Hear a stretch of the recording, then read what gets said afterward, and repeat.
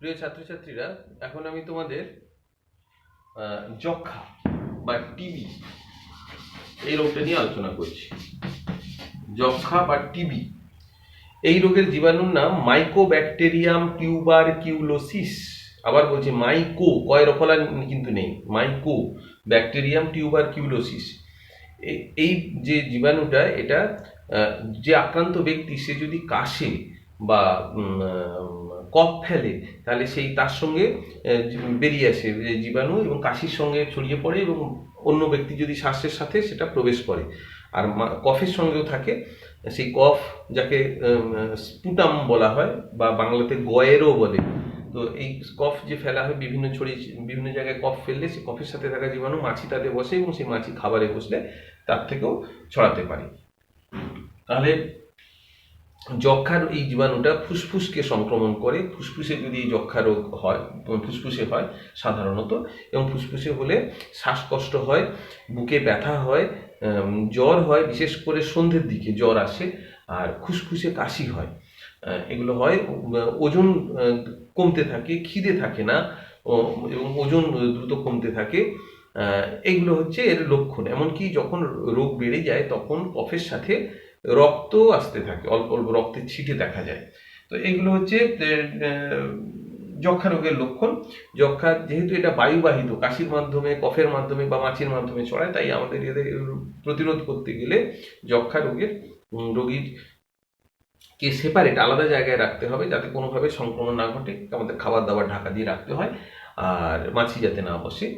যক্ষা রোগের টিকা রয়েছে, শিশুদের দেওয়া হয় যেন বিসিজি, তোমরা পড়েছো একটু, কয়েকটা এই চ্যাপ্টারেই পড়েছো।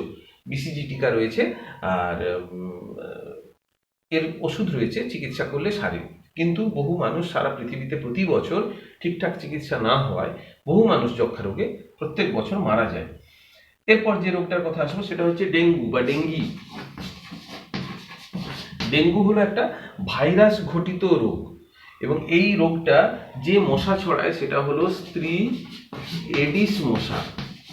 এডিস মশা এডিস মশা হচ্ছে সন্ধেবেলায় বেশি বাড়িতে ঢোকে, সকালবেলাও ঢোকে, এবং এগুলো দেখবে বেশ বড় বড় হয়, গায়ে কালো কালো সাদা কালো ডোরা দাগ আছে, এবং এগুলো যদি মারার পর সেই গায়ে যে ছাপ পড়ে যায় মশা, সে সাদা কালো ডোরা ছাপ পড়ে যায়। এগুলো খুব কমন মশা, পচা নর্দমা, জল টল এইসবের জায়গায় জন্মায় এডিস মশা। তো এই এডিস মশাই, স্ত্রী এডিস মশাই ডেঙ্গু রোগের ভাইরাসকে বহন করে। এবং এই ডেঙ্গু রোগ যদি হয় তাহলে আমাদের এই রোগটা হলে চোখের পেছনে প্রবল ব্যথা হয়, সারা শরীরেও ব্যথা হয়, গাঁটে গাঁটে ব্যথা হয়, প্রচণ্ড যন্ত্রণা হয়, মাথার যন্ত্রণা, গাঁটে যন্ত্রণা, চোখের পেছনে ব্যথা, আর পেশিতেও ব্যথা হয়। কখনো কখনো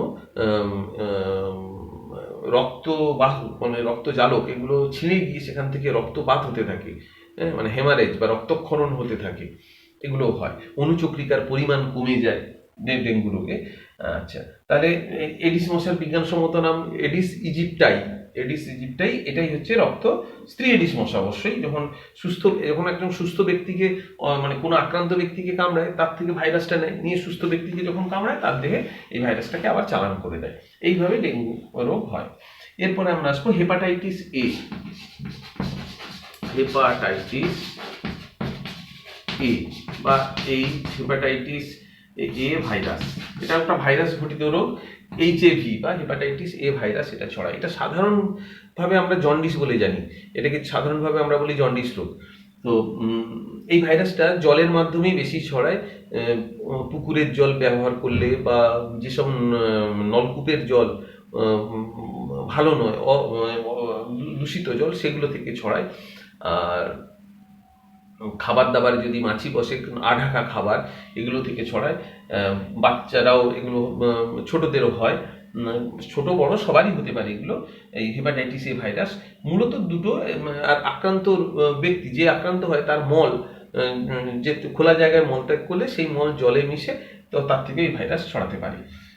হেপাটাইটিস এ যদি আক্রান্ত হয় তাহলে রক্তে আমাদের বিলিরুবিন, এটা রঞ্জক, রক্তে বিলিরুবিনের পরিমাণ বেড়ে যায়। তার ফলে শরীর আস্তে আস্তে হলুদ হয়ে যেতে থাকে। এই নখ হলুদ হয়ে যায়, মুখের ভেতরটা হলুদ হয়ে যায়, চোখের এই সাদা অংশগুলো হলুদ লাগে, মূত্র হলুদ হয়ে যেতে থাকে। এইগুলো খিদে কমে যায় এবং ওজন কমে যেতে থাকে।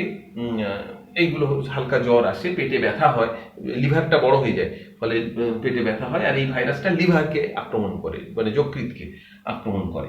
তাহলে আমরা কিভাবে এর প্রতিরোধ করতে পারি? আমাদের যদি ঢাকা খাবার খেতে হবে, বিশুদ্ধ জল, ফোটানো জল পান করা দরকার, বা বিশুদ্ধ পানীয় জল পান করা দরকার, স্নান ব্যবহারের জন্য পুকুরের জল না ব্যবহার করা, এইগুলো আমরা যদি মেনে চলতে পারি তাহলে হেপাটাইটিসের সম্ভাবনা নেই।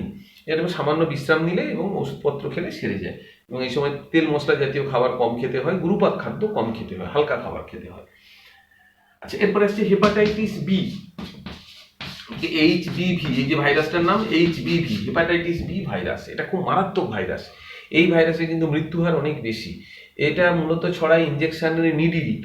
যদি কাউকে ইঞ্জেকশন দিয়ে হেপাটাইটিস বি হয়েছে যার, বা ভাইরাস আছে শরীরে, তার থেকে ইঞ্জেকশন দিয়ে সেই সিরিঞ্জে যদি আরো সুস্থ ব্যক্তিকে ইঞ্জেকশন দেওয়া হয় তাহলে হয়, বা অপারেশনের যন্ত্রপাতি যদি ঠিকমতো পরিশোধন না করে আরেক ব্যক্তিকে দেওয়া হয় তার থেকেও হয়, রক্তদানের মাধ্যমে হয়, যার শরীরে হেপাটাইটিস বি ভাইরাস আছে তার রক্ত নিয়ে যদি অন্য ব্যক্তিকে দেওয়া হয় তাহলেও তার থেকে হবে।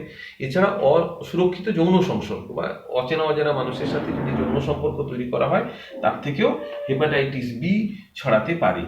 এবং এর জন্য আমার টিকা রয়েছে, হেপাটাইটিস বি ভাইরাসের টিকাও দেওয়া হয়। এছাড়াও আক্রান্ত ব্যক্তির টুথব্রাশ আরেকজন ব্যবহার করলে, বা জিভ ছোলা, এগুলো যদি আরেকজন ব্যবহার করে তার থেকেও হতে পারে। আবার মা যদি হেপাটাইটিস বি তে আক্রান্ত হয় তাহলে তার গর্ভে যে সন্তান আছে সেও হেপাটাইটিস বি নিয়েই কিন্তু জন্মাবে। তাহলে এইভাবেই রোগ সংক্রমণ হয়। আমাদের যদি আমরা জীবাণুমুক্ত সিরিঞ্জ ব্যবহার করি, জীবাণুমুক্ত যদি ভাইরাস পরীক্ষা করে, যদি সে রক্ত দেওয়ার সময় যদি রক্তটা পরীক্ষা করে নেওয়া হয়, এবং অচেনা অজানা মানুষের সাথে যদি যৌন সম্পর্ক না স্থাপন করা হয় তাহলে হেপাটাইটিস বি হওয়ার সম্ভাবনা কম। এরপরে আমরা আসবো এইডস। এটা খুব মারাত্মক রোগ। পুরো নাম হচ্ছে acquired immuno deficiency syndrome, acquired immuno deficiency syndrome. এবং এর জন্য দায়ী যে ভাইরাস সেটাকে বলা হয় এইচআইভি, অর্থাৎ human immuno deficiency virus, human immuno deficiency virus. এই রোগ কি করে না, এই ভাইরাসটা শরীরে প্রবেশ করার পর শরীরে যে টি লিম্ফোসাইট আছে, আমাদের নাম জানো তোমরা, টি লিম্ফোসাইট রোগ প্রতিরোধে সাহায্য করে, সেই টি লিম্ফোসাইটকে ধ্বংস করে দেয়। তার ফলে শরীরের সমস্ত রোগ প্রতিরোধ ক্ষমতা বা অনাক্রম্যতা ধ্বংস হয়ে যায়। আর অনাক্রম্যতা ধ্বংস হয়ে যাওয়ার ফলে নানা জীবাণু শরীরে আক্রমণ করে এবং তার ফলে মৃত্যু ঘটে। এই হলো এইডসের মূল ব্যাপার। তো এইডস আসতে পারে শরীরে চারটি ভাবে আসতে পারে। নাম্বার 1 যেটা আসতে পারে সেটা হচ্ছে অসুরক্ষিত যৌন সংসর্গ, অর্থাৎ অচেনা অজানা ব্যক্তির সাথে যৌন সম্পর্কের মাধ্যমে। নাম্বার 2, ইঞ্জেকশনের সিরিঞ্জ বা অপারেশনের যন্ত্রপাতি যদি শোধন না করা হয়, পরিশুদ্ধ না করা হয়, তার থেকে আসতে পারে সুস্থ ব্যক্তির দেহে, কারণ তাতে এই এইচআইভি লেগে থাকতে পারে। অন্য ব্যক্তিকে ব্যবহার করা হয়েছে, তার দেহে এইচআইভি ছিল, সেটা সিরিঞ্জে লেগে থাকতে পারে বা অপারেশনের যন্ত্রপাতিতে লেগে থাকতে পারে, ফলে আরেক ব্যক্তি আক্রান্ত হতে পারে। 3 নম্বর হয় রক্তদানের মাধ্যমে, অর্থাৎ যে ব্যক্তির এইচআইভি শরীরে থাকতে পারে এবং সেই রক্ত যদি পরীক্ষা না করে আরেক ব্যক্তিকে দেওয়া হয় তারও এইডস হয়ে যাবে। আর 4 নম্বর হয় মা যদি কোনো গর্ভবতী মহিলা যদি এইডসে আক্রান্ত হয়, তার যে গর্ভে যে ভ্রূণ রয়েছে, সন্তান রয়েছে, সেও এইডসে আক্রান্ত হবে। এই 4টি ভাবে সম্ভব। এইডস যদি হয় তাহলে ওজন খুব কমে যায়, জ্বর আসে, বারবার জ্বর আসে, রাত্রে প্রচুর ঘাম হয়, কাশি হয়, নিউমোনিয়া আক্রান্ত হয় অর্থাৎ শ্বাসকষ্ট হয়, এবং ডায়রিয়া হয়, ঘা হয়, মুখে ঘা হয়, পায়ুতে মলদ্বারের কাছে ঘা হয়। এইভাবে নানা রোগ লক্ষণ দেখা যায় এবং অবশেষে মৃত্যু হয়, নিশ্চিতভাবেই মৃত্যু হয়। এর কোনো টিকা নেই, ফলে নিশ্চিত মৃত্যু হয়। চিকিৎসা করে কিছুদিন দীর্ঘদিন একটু বেশি দিন বাঁচিয়ে রাখা হয় মাত্র। এইডসের তাহলে এইডস রোগ রোধ করতে গেলে কি করতে হবে? অচেনা অজানা ব্যক্তির সাথে যৌন সংসর্গ করা একেবারেই চলবে না। দ্বিতীয় হচ্ছে যে জীবাণুমুক্ত সিরিঞ্জ বা নিডিল, ইঞ্জেকশনের নিডিল বা অপারেশনের যন্ত্রপাতি জীবাণুমুক্ত হওয়া চাই ঠিক ব্যবহারের আগে, এবং রক্তদানের সময় পরীক্ষা অবশ্যই করে নেওয়া প্রয়োজন, যে রক্তের পরীক্ষা যে এইডস তার মধ্যে রয়েছে কিনা, এইডসের জীবাণু। তাহলে এইভাবে আমরা প্রতিরোধ করতে পারবো। তাহলে সবগুলো রোগ আমরা আলোচনা করলাম। এবার আমরা কিছু নাম বলছি, যে প্রশ্নগুলো বলছি লিখে নাও। নিম্নলিখিত রোগগুলির জন্য দায়ী জীবাণুর নাম ও সংক্রমণ পদ্ধতি লেখো। ডিপথিরিয়া, টিটেনাস, যক্ষা, নিউমোনিয়া। 2 নম্বর, ম্যালেরিয়ার জন্য দায়ী প্রোটোজোয়ার নাম লেখো। এই রোগের উপসর্গ কি? কোন প্রাণী এই রোগ সংক্রমণের জন্য দায়ী? 3 নম্বর, ডেঙ্গি রোগের লক্ষণ কি? কিভাবে এই রোগ ছড়ায়? ডেঙ্গু রোগের লক্ষণ কি? কিভাবে এই রোগ ছড়ায়? 4 নম্বর, ডায়রিয়া রোগের লক্ষণ কি? কিভাবে এই রোগ ছড়ায়? 5 নম্বর, হেপাটাইটিস বি রোগের সংক্রমণ পদ্ধতি ও লক্ষণ লেখো। 6 নম্বর, এইডস কথাটির পুরো নাম লেখো। এই রোগের জন্য দায়ী ভাইরাসের নাম কি? কিভাবে এইডস রোগ ছড়ায়?